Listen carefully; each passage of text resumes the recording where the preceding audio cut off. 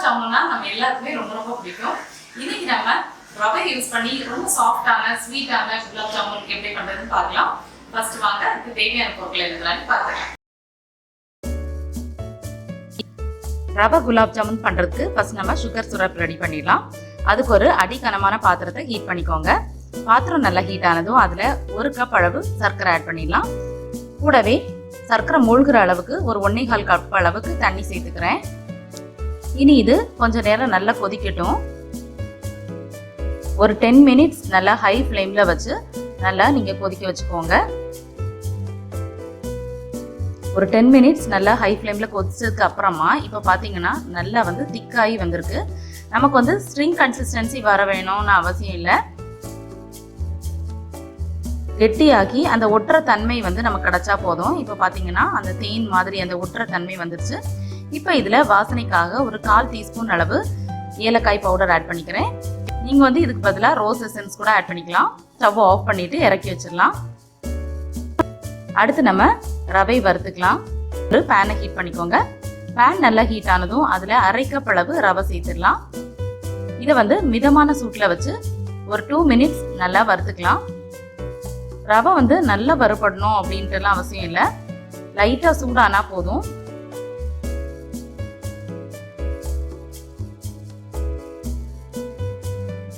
நல்லா சூடாயிடுச்சு. இனி இதுல 1.5 கப் அளவு காய்ச்சின பால் ஆட் பண்ணிக்கலாம்.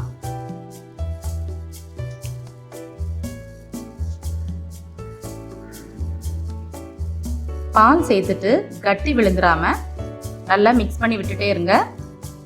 ஸ்டவ்வை வந்து லோ ஃப்ளேம்ல வச்சுக்கோங்க.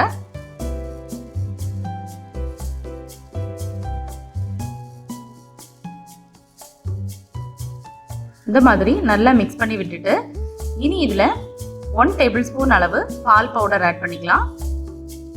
கூடவே 1 டேபிள் ஸ்பூன் அளவு சுகரை ஆட் பண்ணிக்கலாம். பால் பவுடர் ஆட் பண்றது வந்து ஆப்ஷனல் தான். பால் பவுடர் வந்து நம்மளோட குலாப் ஜாமுனுக்கு நல்ல மிருதுவான தன்மையும் நல்ல ஒரு டேஸ்டையும் கொடுக்கும்.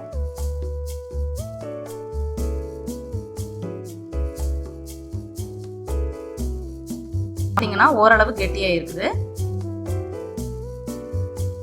இன்னும் இது நல்ல உருட்டுற தன்மை வர்ற அளவுக்கு கெட்டியாகணும்.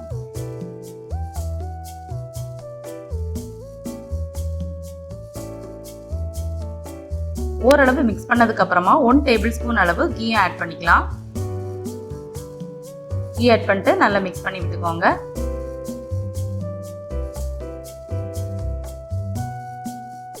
இப்போ இது பாத்தீங்கன்னா நல்லா கெட்டியாகி நல்லா உருண்டு வந்திருக்கு. இந்த டைம்ல நம்ம வந்து ஸ்டவ் ஆஃப் பண்ணிடலாம். ஆஃப் பண்ணிட்டு நல்லா ஆற விட்டுடுங்க. இப்போ பாத்தீங்கன்னா ஒரு 10 மினிட்ஸ் நல்லா ஆற வச்சதுக்கு அப்புறமா நல்லா வந்து இன்னும் கெட்டியாகி நல்லா உருட்டுறதுக்கு கரெக்டான பக்குவத்தில் இருக்குது. இதை வந்து கை வச்சு நல்லா அழுத்தி அழுத்தி வந்து சப்பாத்திக்கு மாவு பசைகிற மாதிரி பசைஞ்சு வச்சுக்கோங்க. இந்த மாதிரி நல்லா சாஃப்டா இருக்கணும். கையில வந்து நல்லா ஒட்டுற மாதிரி இருந்துச்சுன்னா கொஞ்சமா கீ அப்ளை பண்ணிக்கோங்க. இதை வந்து குலாப் ஜாமுன் உருண்டைகளா உருட்டிடலாம். அதுக்கு கையில கொஞ்சமா கீ அப்ளை பண்ணிட்டு கொஞ்சமா மாவு எடுத்து இந்த மாதிரி நல்லா உருட்டி எடுத்து வச்சுக்கோங்க.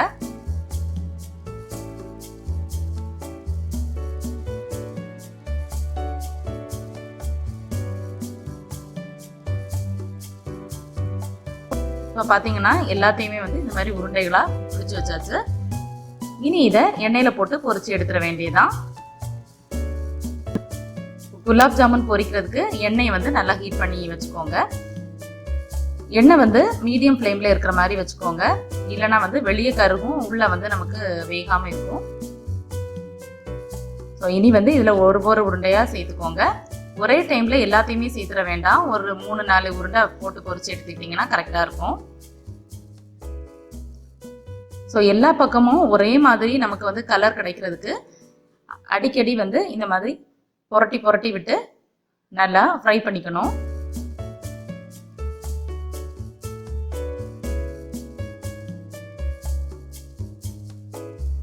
இப்போ இது பார்த்தீங்கன்னா நல்ல கோல்டன் ப்ரௌன் கலர்ல வந்துருச்சு. வந்து பாருங்க எல்லா பக்கமும் கரெக்டா வந்திருக்கு.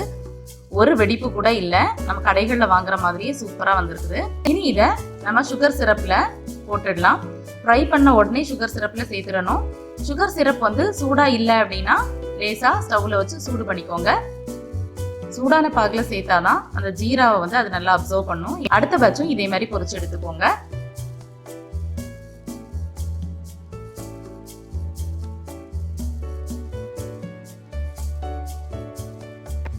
பொரிச்சு எடுத்துட்டு இதையும் ஜீரால ஆட் பண்ணிக்கலாம். ஆட் பண்ணிட்டு லேசாக மிக்ஸ் பண்ணி விட்டுக்கோங்க.